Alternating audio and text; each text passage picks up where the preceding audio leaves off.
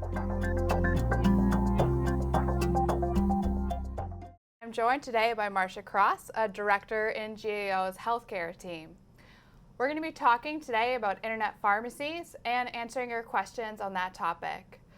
We're also going to be providing information on GAO's most recent work on this, and so for a little more context, you can find the work on our website, gao.gov.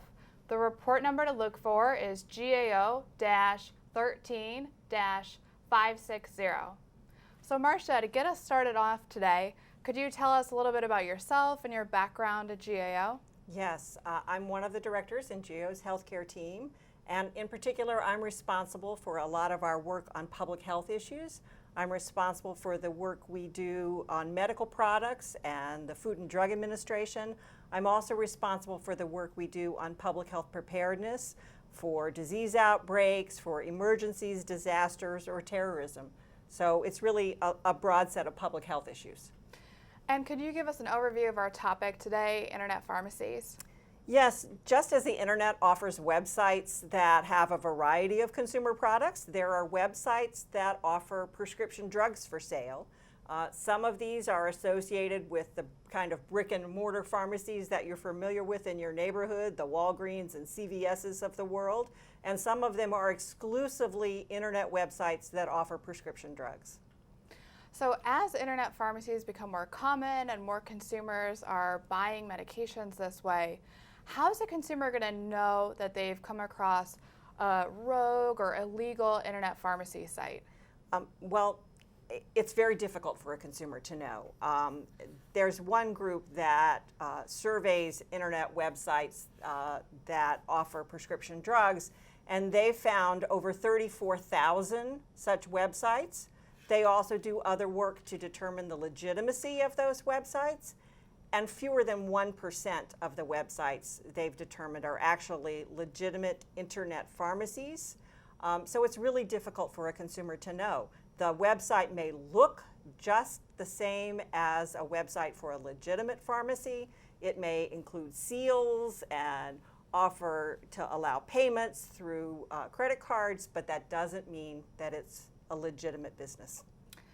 So that's a really kind of shocking amount of them that might not be legitimate. Yes. Okay, so then what is the risk to a consumer if they're ordering medications from one of these sites? Well, there are a whole range of risks to a consumer. Most importantly, there are risks to consumers' health. Many of the drugs that are sold through these rogue internet sites are not the same as the prescription drug that your doctor has ordered for you. It may not contain any active ingredient. It may contain less active ingredient. It may be contaminated. Some of the drugs have contained rat poison and highway paint. There's all sorts of things that could be in there. Some consumers have died from taking these medications that were not what they were supposed to be receiving. Also, consumers may be putting their pocketbook at risk because they may order something and make payment and never actually receive a shipment of any product. Well, the rat poisoning and the highway paint just sound terrible. We have a question from Anne via email. It's a really good question. Can you describe a typical rogue internet pharmacy operation? She doesn't understand how they work. Well, it's really, Anne, thank you. It's very difficult for you to tell how they're working. Any one operator may actually have dozens or even hundreds of websites that all feed back to the same operation. They can locate the servers that provide the website in one country. They may have the banking services for payments go through another country. They may have drugs shipped from a third country, and that's if they're shipping drugs to you at all. So these are really, in many instances, they are international criminal enterprises. And there are, really complicated webs set up behind these websites that you can't see. They may claim to be located in a particular country. That doesn't mean that's where their operations are. Okay, so we have another question that's right on this topic, dealing with the international aspect of this. So the question is from Peter on email. Peter lives in DC and his parents live in Maine. And his parents told him that they can now legally buy their prescriptions from an internet pharmacy in Canada and one in the UK. And he wants to know, is it legal for them to do that, and why or why not? I'm not that familiar with the very recent Maine law, but there are federal statutes, and it's not really legal for you to bring in drugs from another country, to import drugs that are not licensed by FDA.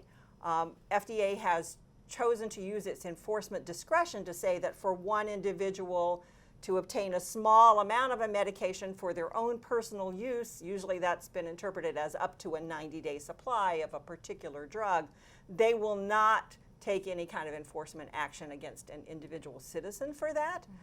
But it's still not what our laws allow, and so I'm not sure how this is going to work with Maine. The other caution I would have is that unless the state of Maine or someone else is determining the legitimacy of the websites that you're using, just because a website claims to be located in Canada or in the UK or Australia or someplace else, that doesn't mean that that's where that operation is located. It doesn't mean that that's where the drugs are coming from.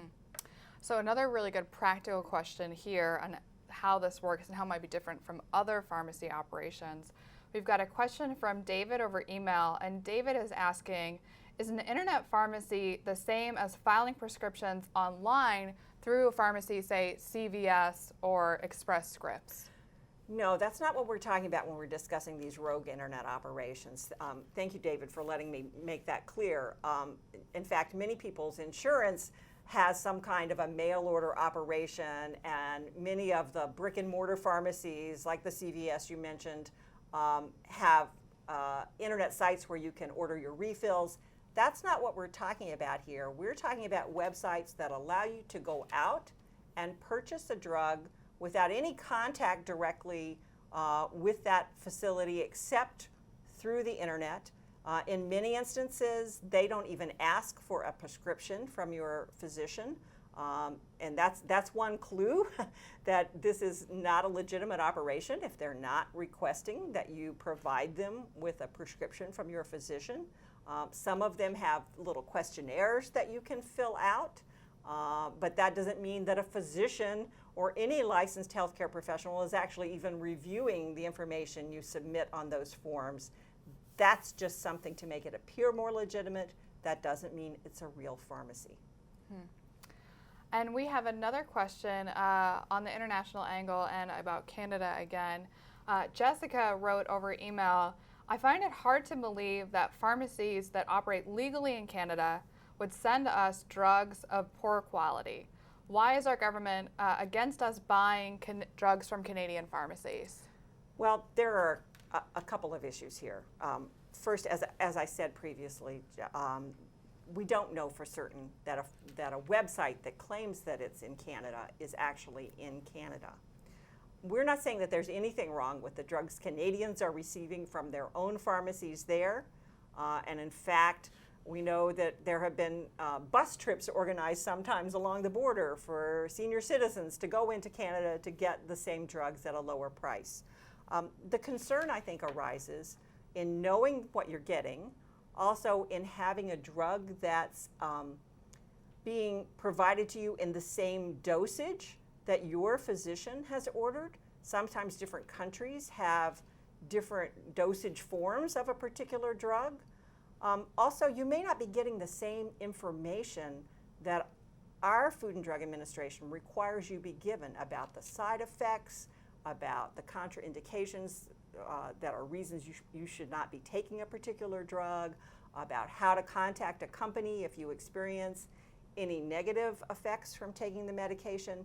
They're just a set of labels and warnings that are required to be provided by companies distributing drugs in this country that may differ from the requirements in another country. So that's a concern as well. And looking again at the issue of potential harm to consumers, we have a question here from Denise over email, And Denise is wondering if the government isn't just breeding fear about online pharmacies for no real reason.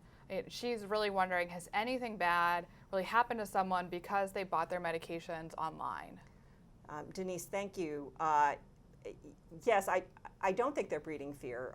There's a recent case, in fact, someone was just sentenced in the last week for selling fake cancer drugs to cancer clinics. The oncologists were ordering these drugs over the internet. The company providing it claimed to be in Canada, and in fact, some of their operation was in Canada. But the drugs they were providing to treat patients with breast cancer were not the real chemotherapy drugs.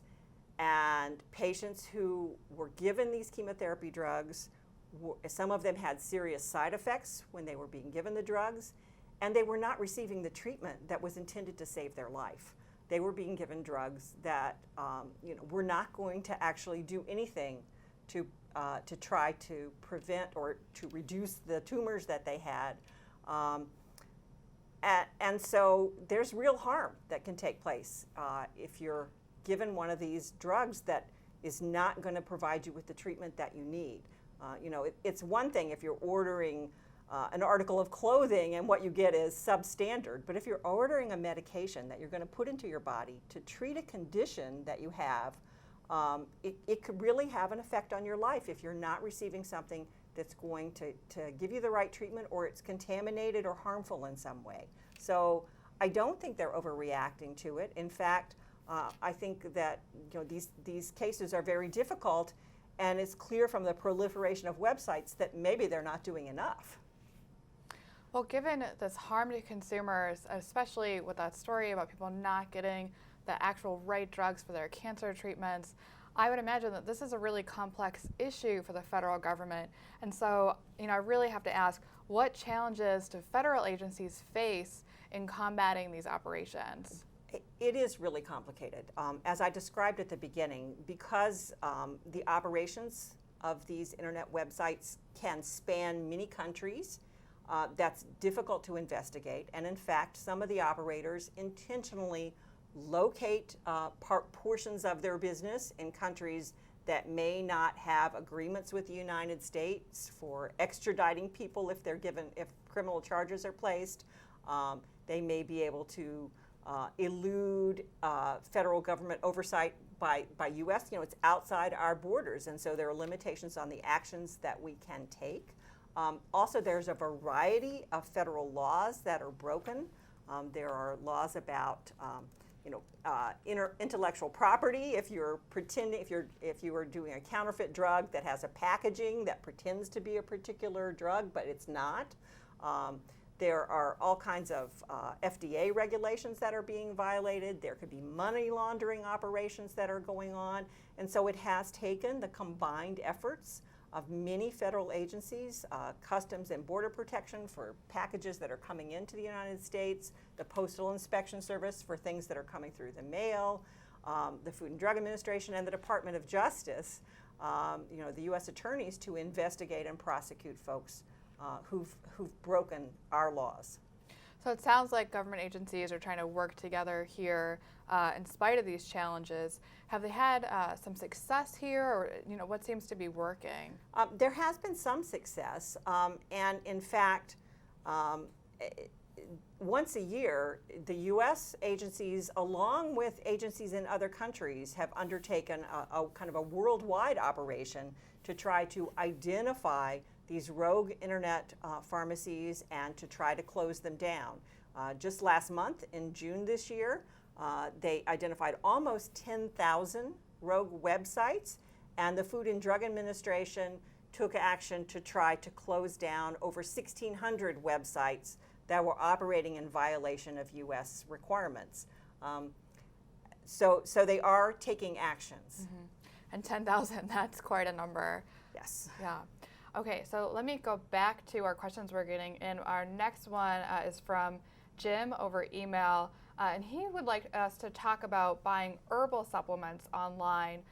And if these supplements aren't FDA approved, does that mean that he's buying them from a rogue internet pharmacy? Jim, thanks for the question. We were only focused on prescription drugs as part of this review. Just the very fact that an herbal supplement is being sold on the internet does not mean that it's from a rogue website. You're correct.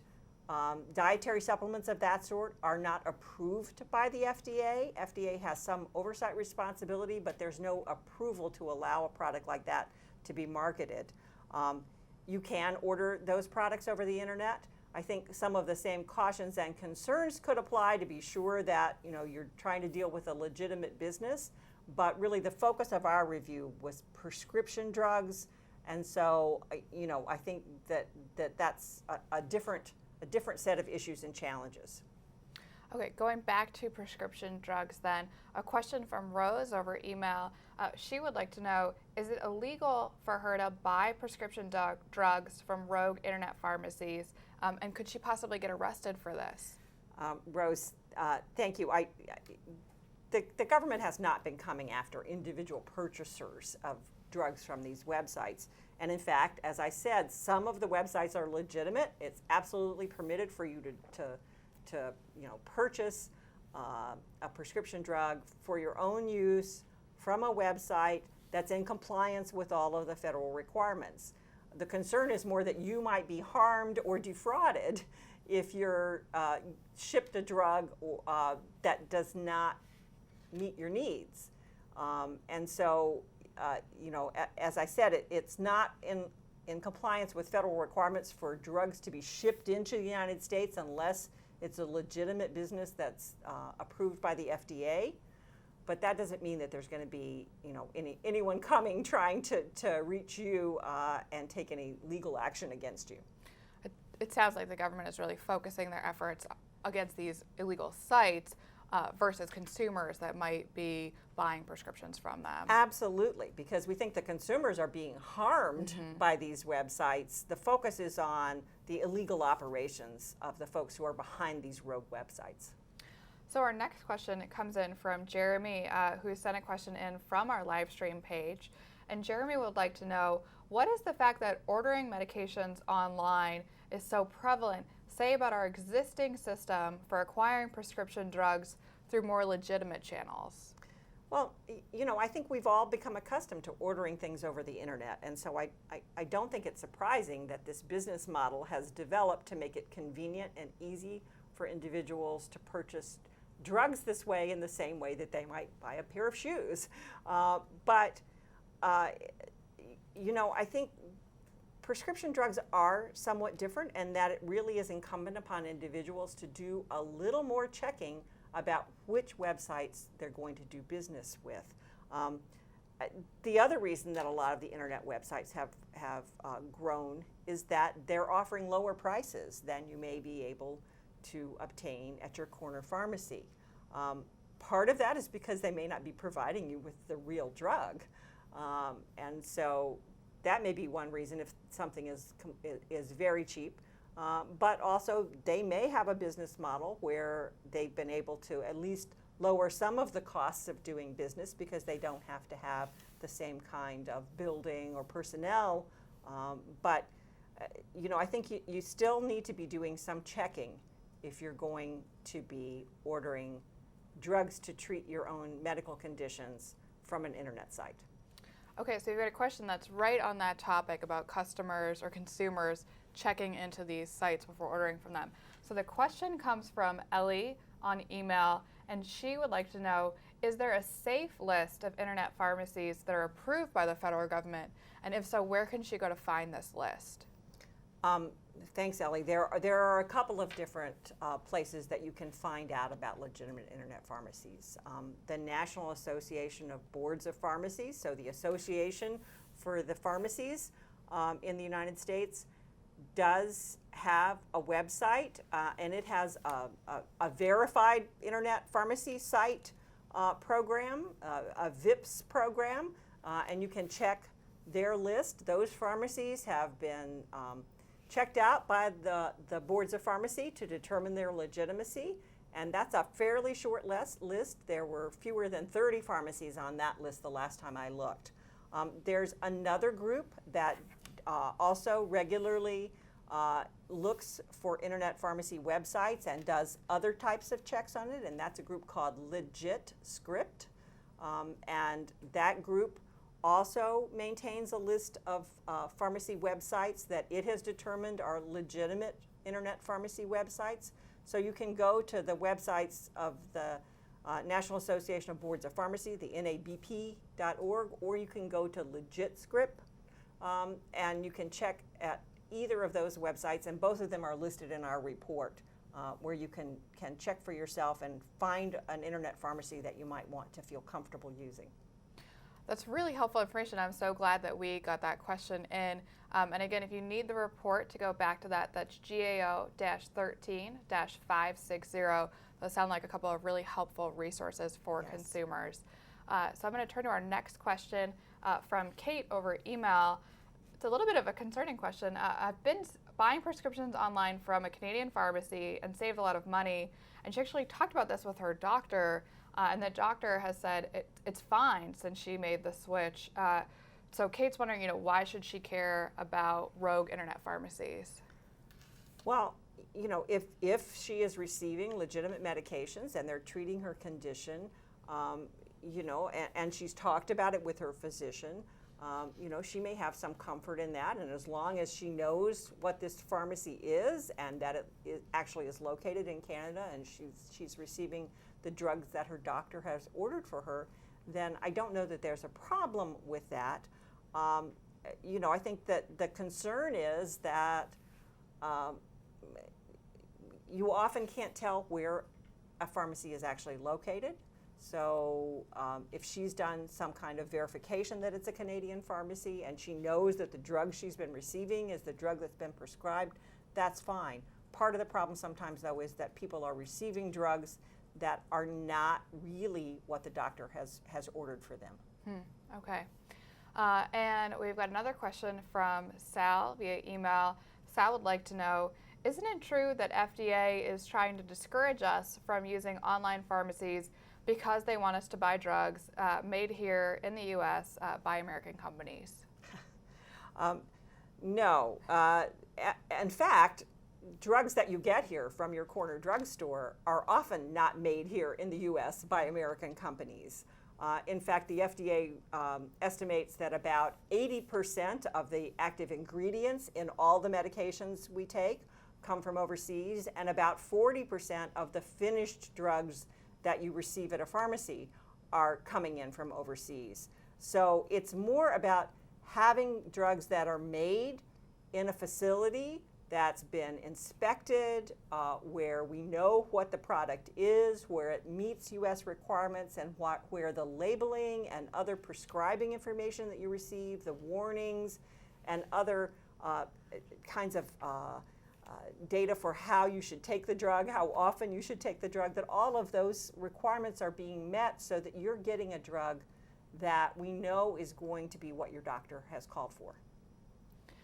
And we have a question from Samantha, similar to what we were discussing before on resources. She's asking, where can a typical consumer go, or what can they do to verify that an internet pharmacy is legitimate? Well, I think the two websites that I mentioned before, the National Association of Boards of Pharmacies VIPS program website, or the Legit Script website, do maintain lists. One of the problems is that there's a constant changing set of internet websites that are offering prescription drugs for sale. These internet pharmacy sites change frequently, and they may pop up one day and disappear. The next week you could go back and that website's not there any longer, and some other website has opened up.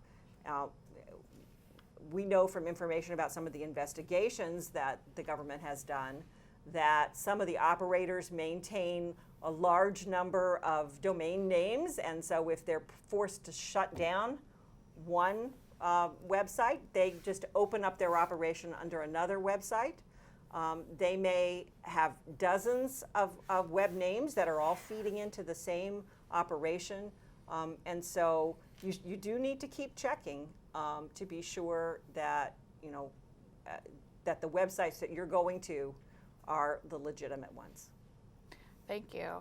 And our next question comes in from Sam over email, and this is a really tough question that many people could be facing, and he is having a hard time being able to afford all of his medications, but he was able to find some online at a lower price. What would your advice be to him in this situation? Well, Sam, it is difficult, and that's been one of the big appeals of these websites, is that they can offer drugs for lower costs. I would just urge that you still check and be sure that the websites that you're dealing with are legitimate ones, because it may look like a lower price, but if you don't get the drug that you thought you were obtaining, then it's not really a bargain.